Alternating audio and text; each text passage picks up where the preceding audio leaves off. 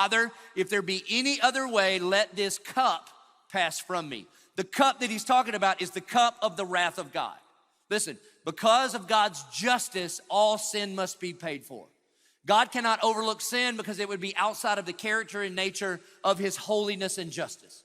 Just like if somebody sinned against you, if somebody murdered your child, you would not want the judge to be like, you know what, nobody's perfect, don't worry about it, right? You would say that's an unjust judge.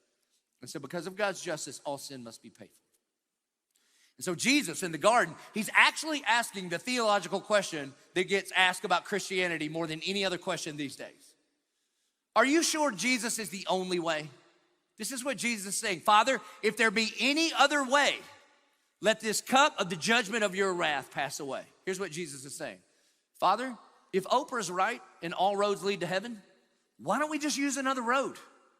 I mean, if all I've got to do is align my chakra or obey the 5 pillars or obey the 10 commandments or just be good enough or be spiritual, or if good people get to get in, seems like an awful waste of my blood tomorrow on the cross. Father, if there be any other way, let this cup pass from me, not my will, yet your will be done. And when Jesus goes to the cross, the full wrath of a perfect, just judge is poured out on his son, Jesus. And because of his justice, all sin must be paid for. But because of God's grace, Jesus is the just and the justifier, that he pays the full price.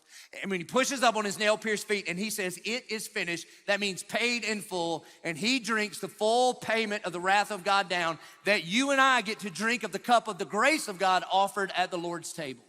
This is what he's talking about.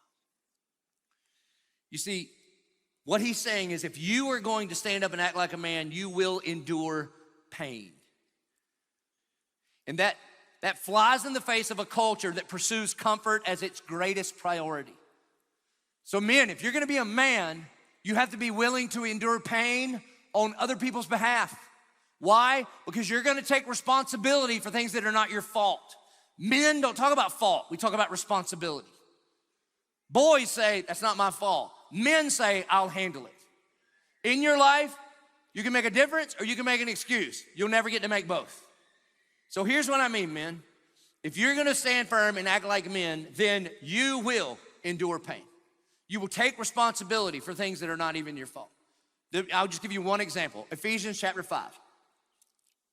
The Bible says, husbands, love your wife as Christ loved the church and gave himself up for her. She does not exist for you, you exist to serve her. This is what this means.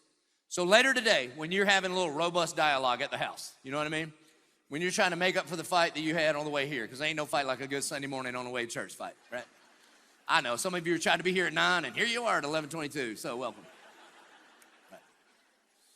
So when you get sideways at home, married men, you got one of two options.